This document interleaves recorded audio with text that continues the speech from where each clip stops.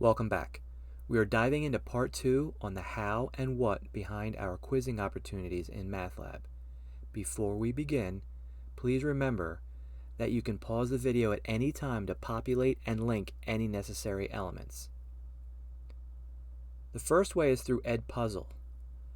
I say first way because it is closer to a more traditional quiz, and you actually want the students to do this first. In case you're not familiar with Edpuzzle, you can load or create a video with forced pause points for the students to answer questions. There is much more to the program, but this is the majority of what we will be using it for. Typically, I would use one of the Khan Academy videos from within the most recent set that they accomplished. The reason I do this will be more clear when we discuss the second method. However, I didn't use it for this first quiz because it's too early in the process. In other words, we didn't even get to day 2 of our Khan Academy Set 1 assignments yet. So instead, I filmed a video that dealt with our musical focus questions. I'm going to play it inside this video so you can get a visual of what it looks like. While it really isn't that important for our purposes right now, hopefully the audio comes through. Alright, let's see if this works here. In our first musical focus question, you saw the following. Here's the problem. It said if you saw the following two numbers on your calculator, how much money would that be? And you were presented with these two numbers right here. The video is going to be paused, followed by 2 multiple choice questions. So you can see the multiple choice question is over here. While you see this option to skip this, we're not inside or logged in, so that won't be there for the student. They have to pick an answer for the video to continue. So off to the right, it shows you when the multiple choice questions will appear. They're also down here represented by these little teardrops. And the students would basically hit submit when they're done. Upon completion, the program grades it for you since I chose multiple choice questions as my method of questioning throughout. After the students finish this, they move on to the second quiz. The second quiz used to be through Flipgrid. However, since they put it behind a paywall, we no longer use it. Basically, the second quiz is for the students to use some type of video capture software to give a detailed explanation on any math that we covered within the last 2 to 3 weeks. It can be from the musical focus, it can be from Khan Academy, it can be from our critical thinking activities, which we haven't gotten to yet. It could be from a hands-on activity, or it could come from a review activity.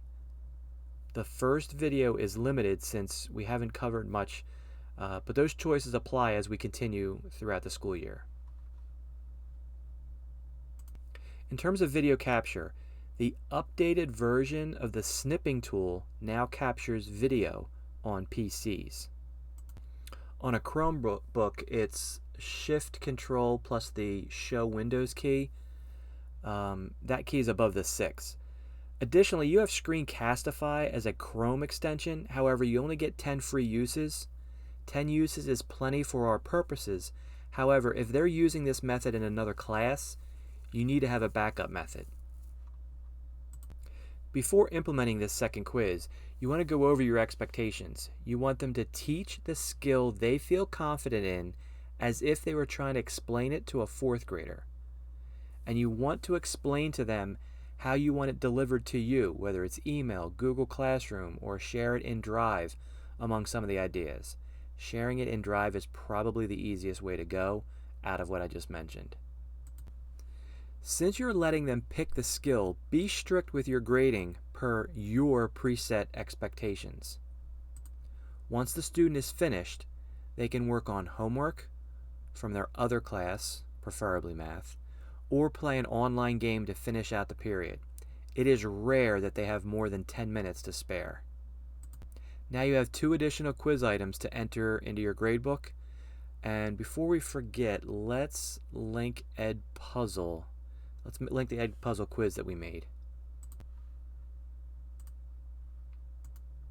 And this, where I wrote vid, used to say flip or Flipgrid or whatever, but and we would link it directly into the actual place within Flipgrid where they would make their videos.